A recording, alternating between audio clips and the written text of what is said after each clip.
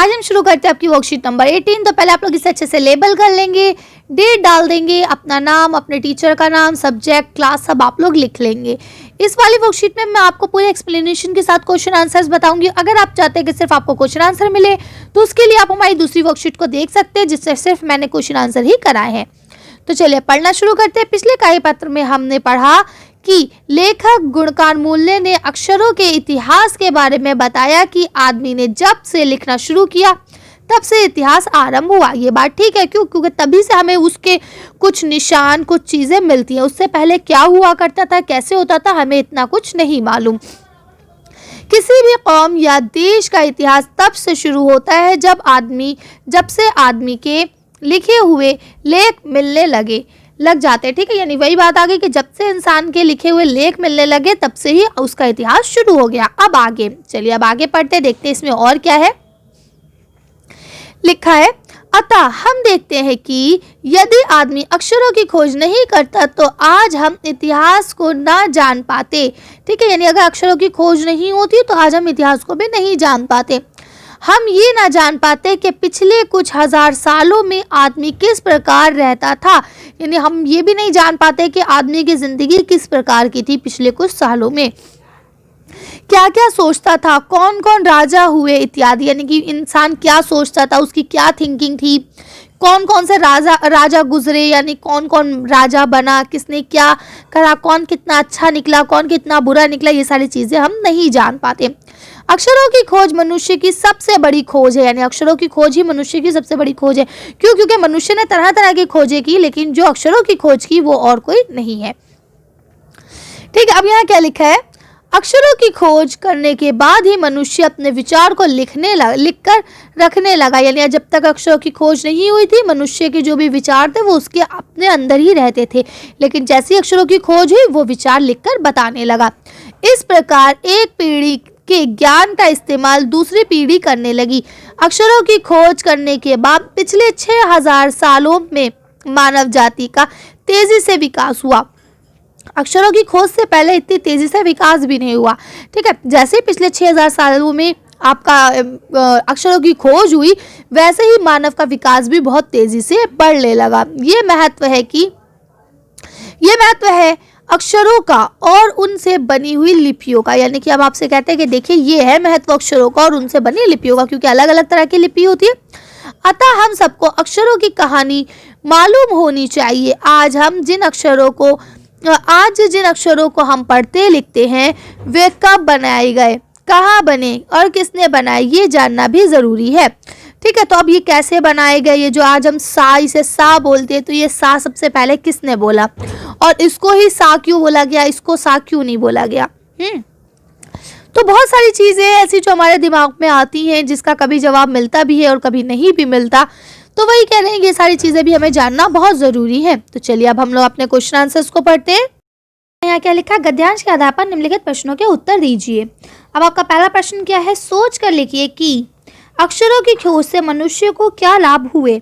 यानी अक्षरों की जब से खोज हुई है तब से मनुष्य को उससे क्या क्या लाभ हुआ है, ये आपको लिखना है। तो चलिए इसका आंसर देखते हैं कि अक्षरों की खोज से मनुष्य को क्या क्या फायदे हुए। तो आप इसका आंसर यहाँ से लिख सकते हैं, अक्षरों की खोज से मनुष्य को कई लाभ हुए। जैसे वो अपने विचारों को लिख कर रखने लगा, तब से ही इतिहास का भी आरंभ हुआ है ना।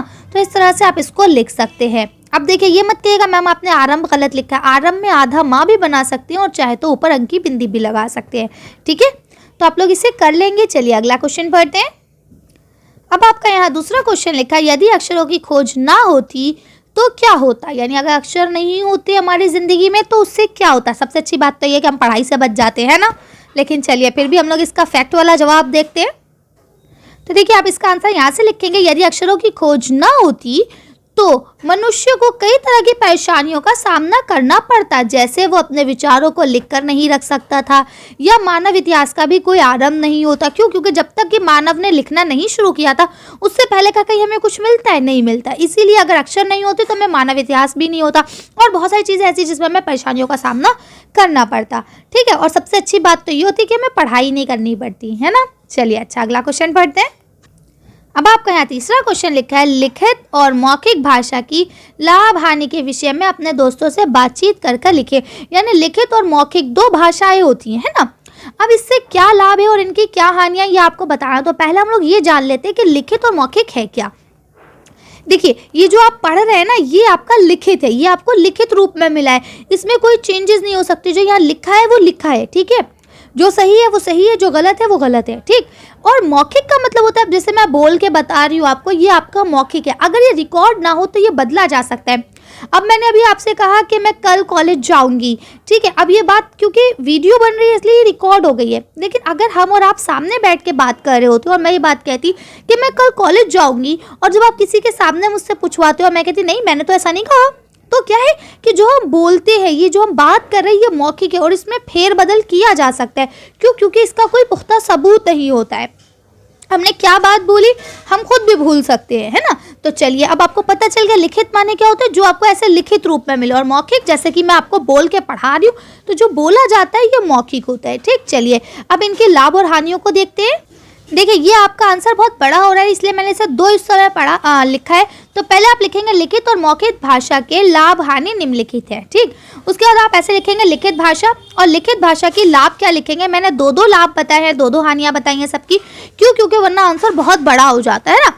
तो आप देखिए, दो लाभ मैंने आपको क्या बताया है कि इसको लंबे समय तक रखा जा सकता है, क्योंकि लिखित है, इसको आप रख सकते हैं लंबे समय तक, ठीक है। और इससे ही इतिहास का भी पता चलता है, यानी लिखित भाषा है, इसी से ही हमें पिछले ज़माने के बारे में भी पता चलता है। अच्छा, अब इसकी हानि क्या क्या है। हानि ये है कि इसमें भावनाओं का पता नहीं चलता, ठीक। जैसे कि अब मैं आपसे बात कोई चीज़ लिख के दूँ, फॉर एग्जांपल व्हाट्सएप पे अगर हम बात कर रहे होते हैं, अगर इमोजी ना हो तो आपको पता चलेगा कि कौन आपसे हंस रहा है या किसको गुस्सा आ रहा है ना। तो क्या मतलब है कि जो भाषा, जो बात हम लिख कर व्यक्त करते हैं, जो लिख के हम किसी के सामने पेश करते हैं, हमें उससे नहीं पता चल पाता कि वो खुश है या खफा है या गुस्से में है, क्या है, ठीक है। इसके अलावा शब्दों को बदल कर भी पेश किया जा सकता है, क्योंकि वो लिखित है, उसमें वर्ड्स को आगे पीछे कर देते हैं। या मान लीजिए, अब देखिए लिखित में मैंने भी क्या बताया आपको, फीलिंग्स का नहीं पता चलता। अब उसमें हमने लिख दिया रोको मत जाने दो। एक एग्जाम्पल समझिए, मैंने कहा रोको मत जाने दो, ठीक है।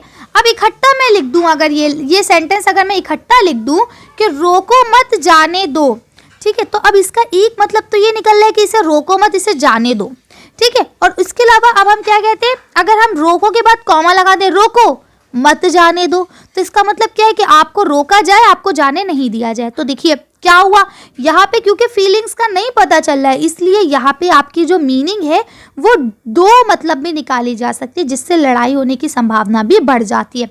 मैं उम्मीद करती हूँ आप लोगों को समझ में आ रहा होगा। तो ये हो गया आपके लिखित भाषा का। अब हम लोग पढ़ते हैं मौखिक भाषा का। चलिए, ये देखिए, ये आपका मौखिक भाषा का हो गया। तो मौखिक भाषा के क्या लाभ है कि बात करने में आसानी होती है। अब जैसे मैं आपको जो चीज़ बोल के बता रही हूँ, समझा रही हूँ, अब इतना अगर मैं लिखने बैठ जाऊँ तो आप पढ़ते पढ़ते पागल हो जाएंगे, मैं लिखते लिखते पागल हो जाऊंगी, है ना। लेकिन क्या, अब मैं आपको बोल के समझा रही हूँ, आप सुन रहे हैं, आप कहेंगे हाँ मैम ने सही समझाया, मेरे समझ में आ गई सारी बात, ठीक है। अब मुझे समझाने में भी मज़ा आ रहा है, लेकिन यही चीज़ अगर मैं लिखने बैठ जाऊँ तो मेरा दिमाग ख़राब हो जाएगा और आप पढ़ने बैठ जाएंगे, आप कहेंगे पता नहीं मैम कहाँ से कहाँ पहुँच जाती है ना। तो इसका मतलब क्या है कि जो मौखिक बातें होती है वो हमें आसानी से समझ में आ जाती है और हम उन्हें बहुत आसानी से कैप्चर कर सकते हैं अपने दिमाग में। इसके अलावा इसमें आपको भावनाओं का भी पता चल जाता है कि मैं अभी आपको पढ़ा रही हूँ, ठीक है, एग्जाम्पल के तौर पे, क्योंकि ये वीडियो है इसलिए आप मेरे सामने नहीं है, लेकिन जब हम कोई मौखिक बात कर रहे होते हैं तो हम आमने सामने ही बैठ के ज़्यादातर बात करते हैं। तो उसमें क्या है, आपको मेरे फेस एक्सप्रेशन दिख जाते हैं कि मैं हंस रही हूँ या मैं गुस्से में हूँ।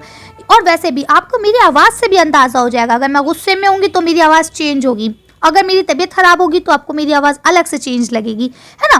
तो क्या है, मौखिक भाषा में हमें बहुत सारी चीज़ों का पता चल जाता है, भावनाओं का पता चल जाता है। अब इसकी हानि क्या है, हानि ये है कि इसका कोई सबूत नहीं होता। एग्जाम्पल के तौर पे कोई मुझे उल्टा सीधा कुछ बोल के चला जाए, मैं मम्मा पास जाके शिकायत करूं, मम्मा इसने मुझे ऐसा कहा, तो वो कहेगा ना सबूत दिखाओ, कब कहा, मैंने तो नहीं कहा, है ना। लेकिन अब वही अगर कोई मुझे लिख के कहेगा तो मैं कहूँगी ना देखो ये रहा सबूत। तो तो इसका मतलब ये कि जो मौखिक भाषा होती है, जो हम बोलते हैं, उसका कोई हमारे पास सबूत भी नहीं होता है।